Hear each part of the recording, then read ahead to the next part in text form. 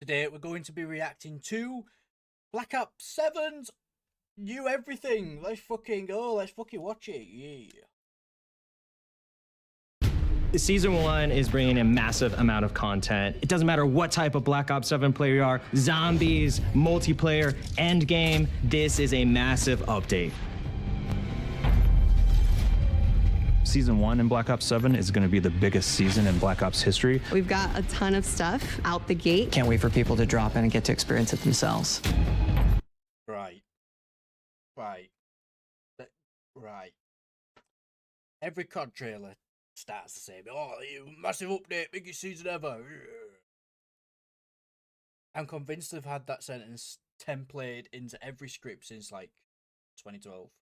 The day the world ended.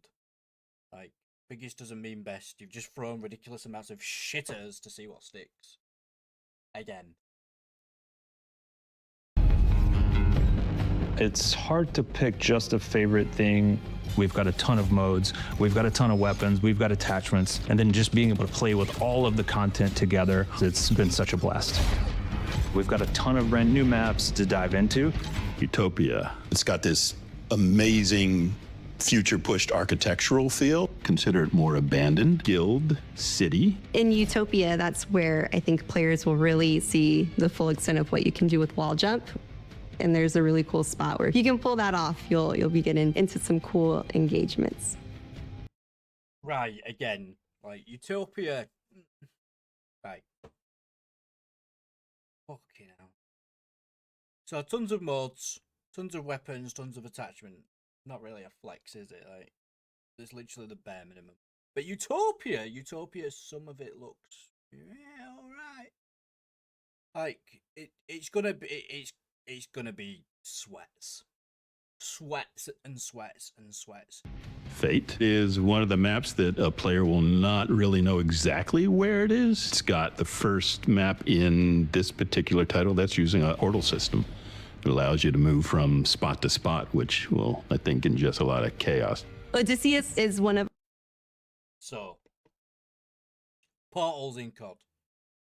One of the ideas that sounds like a genius idea on a whiteboard, but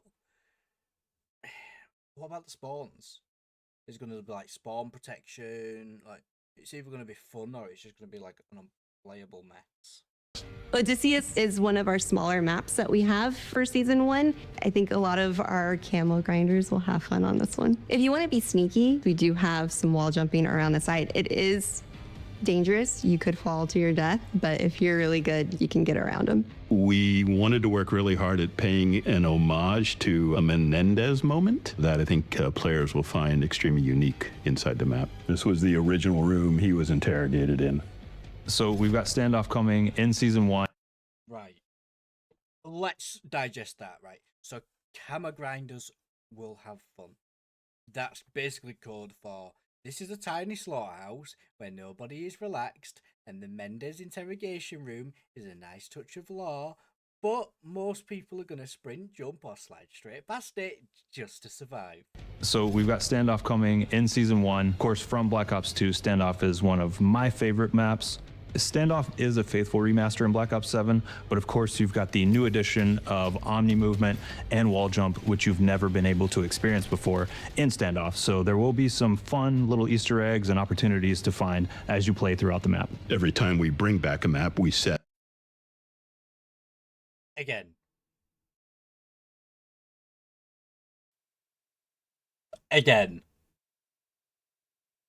Standoff has now been revived more times than some COD careers. It's classic, but there's no question, like, how many times are you going to re-release the same map? Like, it's not new content, it's still nostalgia baiting. Yeah. So we also have Slayjack coming. Our yacht that we know and love from Hijack is now Santa's sleigh. So the team has been finding all sorts of cool things to put in this map. They're really excited about it. One that stands out is the pool is now frozen over in ice. They shoot, they score. So hijacked in a Christmas costume. That's what we're getting. That's fun. That's new. No, it's like seasonal content fucking taxidermy at this point. Like, dress it up, dress the corpse up. Fuck off. Hope no one notices. Alright, sure. The Deadeye drone is a brand new score streak that will be unlocked via weekly challenge. This one is actually a precision sniper, so it's really fun to fly around and take those long range shots. And of course, the team wanted to throw in a little something extra to it, so they've added some proximity chat that will play from a speaker from the drone, so you can kind of call people out and see if you can get people to come out and take a pot shot at them. Right, so we've got a flying sniper with a built-in trash talker speaker. It's not a score streak, it's a mobile fucking hate machine. Like, the AI blocks the most ridiculous stuff to chat ban yet. I've just come back from a 14-day chat ban. Luckily, I've just had a fucking baby, so I can't fucking really talk or fucking recording deals. But, there is that. Like, it's gonna fucking ruin people's mental health in about 3 seconds. It's gonna be the most toxic thing you've ever done. We've got some party modes coming. You know Treyarch, we love our party modes. So Prop Hunt's coming back. It's coming at the start of Season 1. And we've got some new tech improvements that are going to allow the team to have some really interesting props. Maybe you'll find a deer head, maybe a car. And then we have Sticks and Stones, which is really an iconic party mode for the Black Ops series. We've got the crossbow and the ballistic knife coming in Season 1. So Prop Hunt and Sticks and Stones are always a W. But, let's be honest, this is a comfort content at this point. Let's remember when COD with the fun was fun with the boys. Like, it's not pushing the game forward, it's just reminding you of better years. Again, nostalgia. Takeover is a brand new 6v6 objective-based mode that kind of takes inspiration from game modes like Domination. So in Takeover, you will start with 3 objective zones that teams will be fighting over. As teams capture those zones, that team will get 1 point, and then the point goes away. So it's this really fun war of attrition where the zones whittle down over time until teams are fighting over a single objective zone. And once that final one's captured, a brand new set of 3 comes online, and then you fight for that new set of 3. Be secured. The main thing for us is we want players to have fun. You're going to get a ton of brand new maps to play around with, some remasters to find some new. So actually, this game mode does sound like it could be fun. Domination, where flags disappear after you cap them, forced movement, not sitting around, a flag pretending you're a fucking camping object, where you're basically doing nothing but just sit there. This could be alright. Fight for that new set of 3. Be secured. The main thing for us is we want players to have fun. You're going to get a ton of brand new maps to play around with, some remasters to find some new wall jump opportunities, whether it's continuing to chase after your mastery camos, continuing to hit prestige, or if you want to jump in feet first into the brand new content, we just want you to have fun. We just want you to have fun, yeah. Well, yeah, we do. If the spawns are cooked, you actually do some actually decent stuff. Like, I'm playing this game more boots to the floor anyway, like the wall jump routes they've added. I use them if necessary. It's a fun game so far. It is a fun game so far. Like, I'm not even going to deny that. I am actually really enjoying the game. But we gotta keep it going now.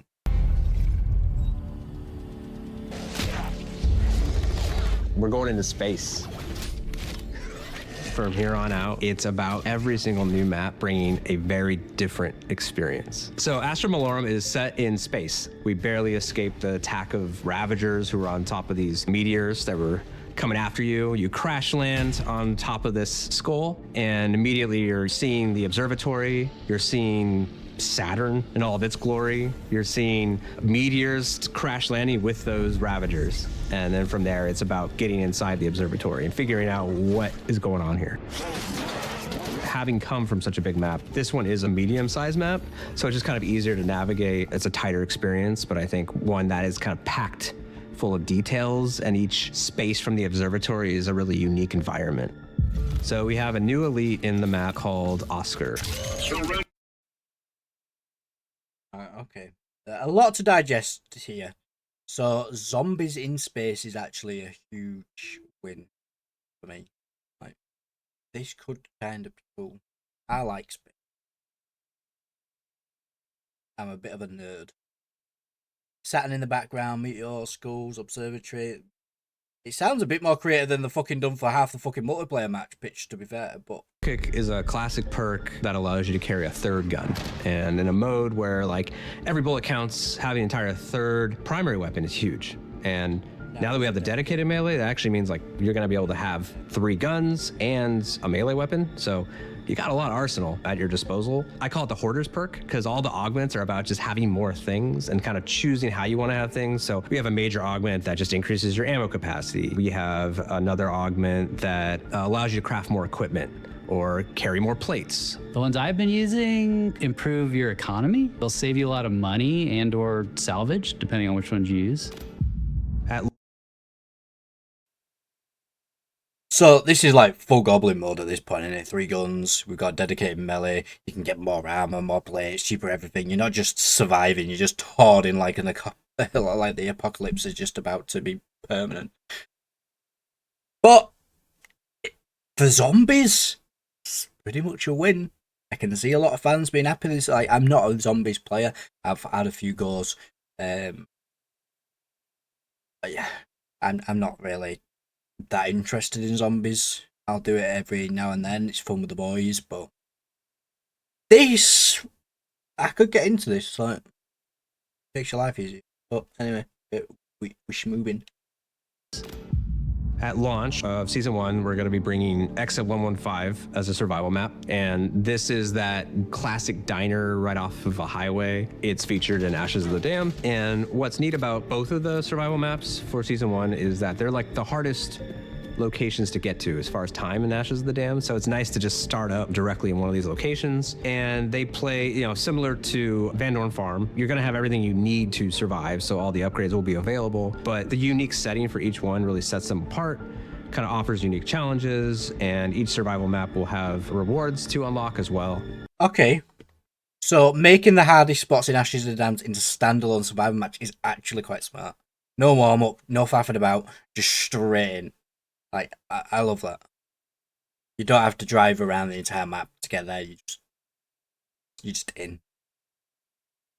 Directed mode is just great because it just gives you full guidance. So you're never left asking, what am I supposed to be doing? And I could say that the main quest for Ashes of the Damned is going to be one of the more intense ones. And then also kind of the relief of the pressure of the zombies being capped at certain levels. So I think it's great stepping stone to then try out the standard mode.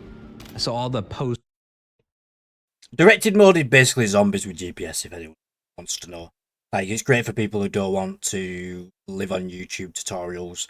The sweats will turn it off instantly, but it's a solid way to get more people into the mode, like casual players, to actually complete it. Like myself, I will probably use that where they're obviously going to cap the levels.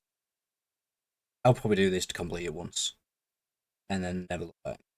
So all the post-launch field upgrades and ammo mods are going to be coming in Season 1. It's a bit of a reinforcement to kind of bolster your options. So we got Mr. Peak's field upgrade, Frost Blast, and Tesla Storm. And then on the ammo mod side, we have Light Mend and Shatterblast. With all of those, it's a new major and minor augment for each. So a lot of new ways to kind of play and experiment with some of those things. Light Mend is a great example. Its new major augment ties into our new overheal mechanics. So the glyphs will actually like give you a little bit of, you can start to stack up and kind of bank extra health if you're really good at not getting hit. So I think that's really useful. Frost Blast is also a favorite of mine. And one of the things is like, when you pop it, if you stay inside, you get like extra protections from damage and hits. So like you can feel safer just being inside the center of that blizzard. Overheal stacking, frostbite bunkers, but frost blast bunkers, Tesla Storm. Whoa, the kind of thing that fucking high-end fucking freaks are gonna absolutely fucking love in this game. Like, expect some screenshots of round 200 from Dylan down the road, who's unemployed and been playing zombies all day. That's what you're gonna get. This year is going to be just an amazing ride. Ashes of the Dam was just the start, and Astra Malorum is going to really just continue that tone of bringing back that feeling of not even knowing what to expect the next season. Zombies is the only part that most people like about this game. And the multiplayer. People have been positive about the multiplayer. But zombies is up there. Like, zombies is the only part of this that actually feels unpredictable. Space setting, weird elite survival map elements. This is where they're clearly willing to experiment and bring in the content. Like, clearly zombies is doing well. The start, and Astra Malorum is going to really just continue that tone of bringing back that feeling of not even knowing what to expect the next season. Now, we are unlocking Endgame for all players.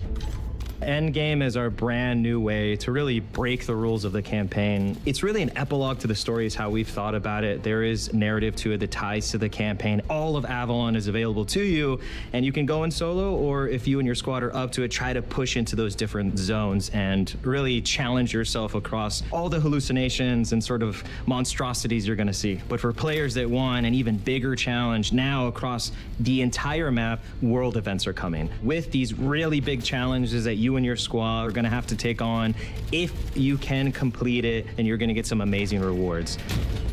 Exotic skills that are very specific only to endgame, but really change your play style and your build. You're gonna want those, and then go back in and see how you can really push further into the different zones. Okay, so endgame. It's basically a grind farm. Like, it's what if campaign, but bit roguelike, like hallucinations, monstrosities, exotic skills. It sounds way more interesting than half the standard missions that are actually in co-op. If the rewards actually change how you play, then low-key could be alright to go back in and try it. We as a squad completed the boss as level 0s for all 12 skins nearly. We literally got 1 to 60, went in, did the boss, and thought, fuck me, this is easy. We all went in as 0s. One had one job just to stay alive, so we kept respawning. And we just chipped away. We got all the no fear skins within like 1 night, 2 nights. Mentally easy. This is a stupid game mode. But if they keep updating it, it could be good. This is going to be good if it becomes the blackout, like what everyone's expecting. Like PvP. Bringing PvP to this map is actually probably alright. I'm really enjoying it. That's all I'm going to say.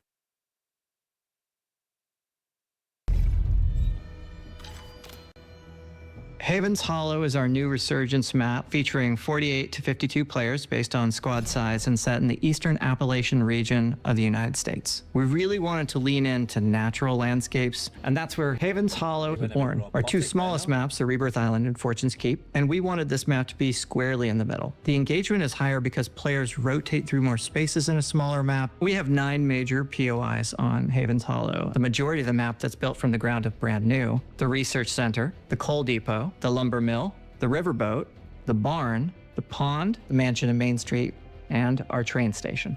We've added cover, we've reduced clutter, we've changed some of the pathing lanes, we've made sure to add zip lines where they made sense, all to keep the frenetic, fast-paced, quick movement that we love to see in these maps present for players.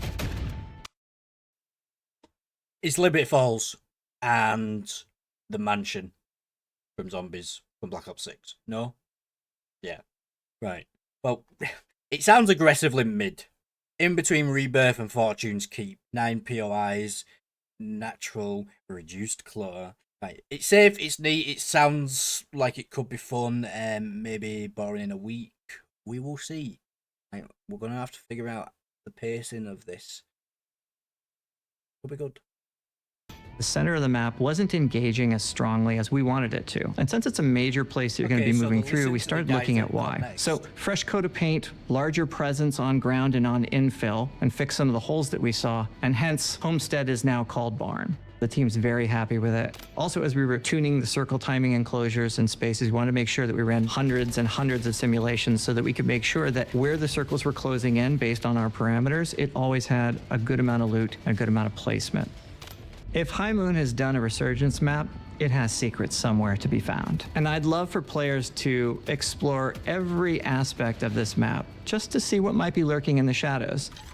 I'm excited to see people drop in and have a good time. I'm excited for them to uncover the secrets that are lying in wait for them there. And I'm excited to see exactly how the barn performs as people move through that space.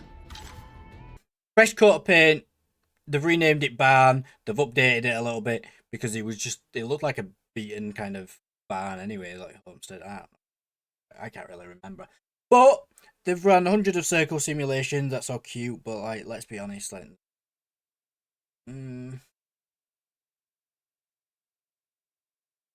is that the least you worry? Is that the biggest worry you've got? Not really. But looking at the barn, I'm still probably not going to go there because it's a big open space. There's not much cover, and I can imagine other players are going to feel safe. Well done. I don't think they've improved it. There's no cover.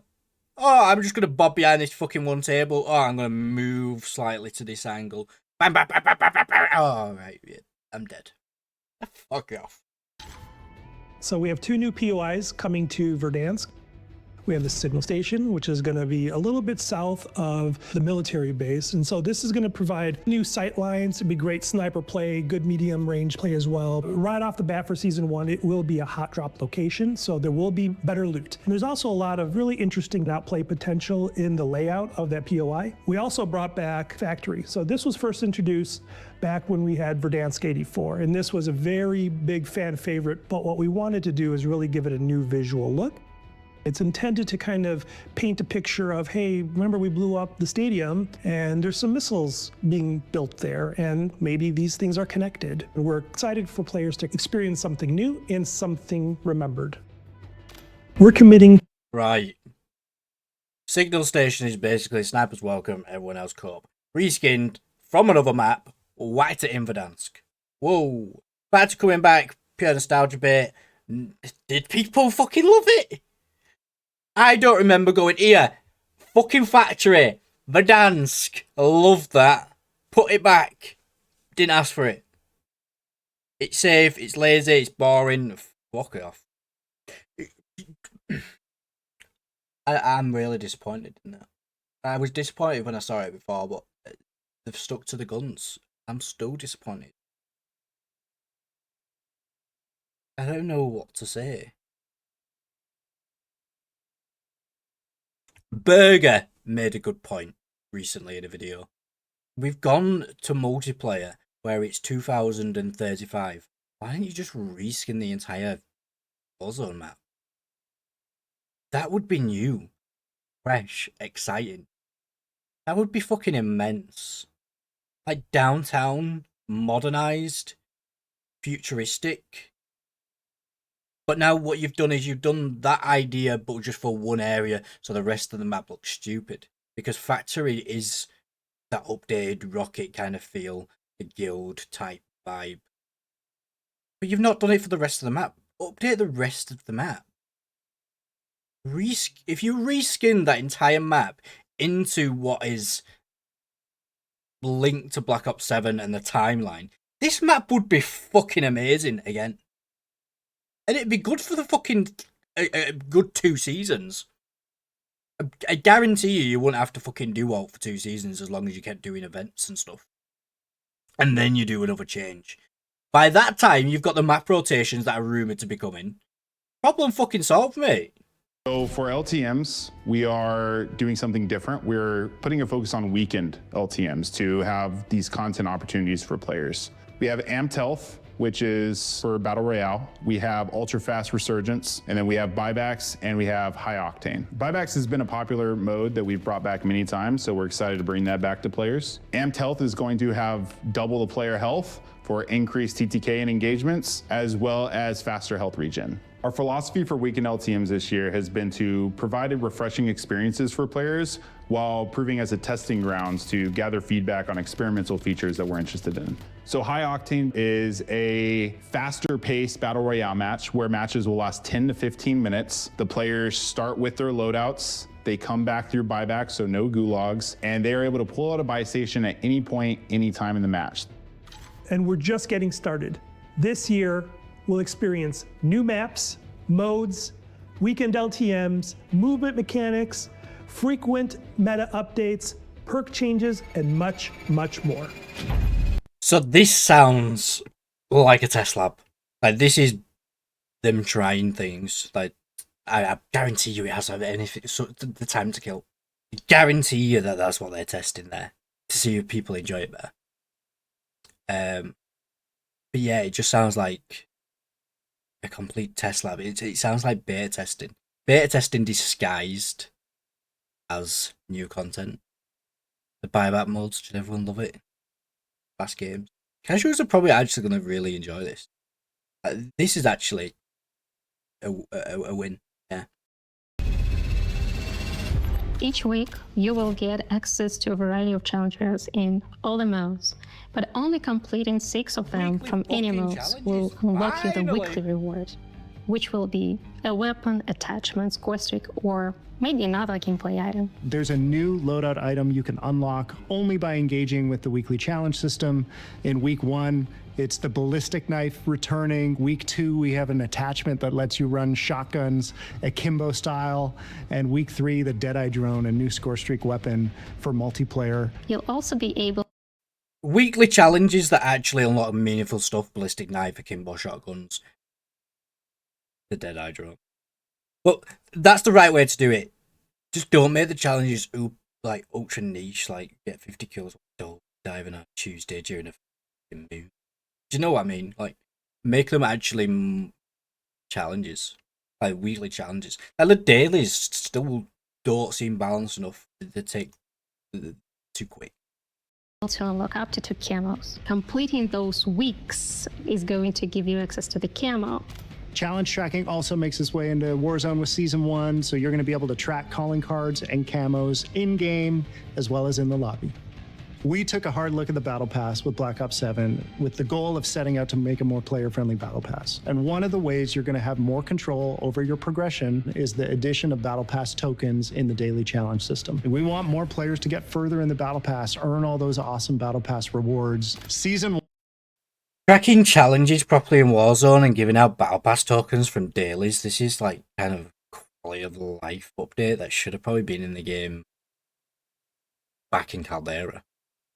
But hey, at least it's finally happened. And who's not completing the Battle Pass when they buy it at this point? If you're going to buy the Battle Pass, you're going to try and at least complete it. You've got nearly 2 months to complete it. It's just based off XP. You're going to complete it. Who's out there not completing it? Seriously. Own up. 1 and beyond, we're going to have impactful events with awesome rewards to chase. We have camos in our events, animated camos, blueprints, skins, and more. Our Season 1 events have support for all 4 modes, so you're going to be able to progress Season 1 events playing co-op campaign, just like our other connected global systems. Starting with Astra Malorum, you can expect all new round-based zombie maps to include a calling card challenge set with an animated mastery card for completing the set. And you may have some Dark Ops cards to find on each new map too. Animated camos, mastery cards, Dark Ops, this is stuff that Grinder Goblins are going to be living for. I've got all the endgame and campaign cards, so I can't really speak, including the classified ones. But sure, but here we are. People will suffer through ridiculous challenges if the end reward looks clean. Like, half the time the cosmetics is more motivating than the actual game mode. Or just the bonus XP to level up. People are chasing things. Sure.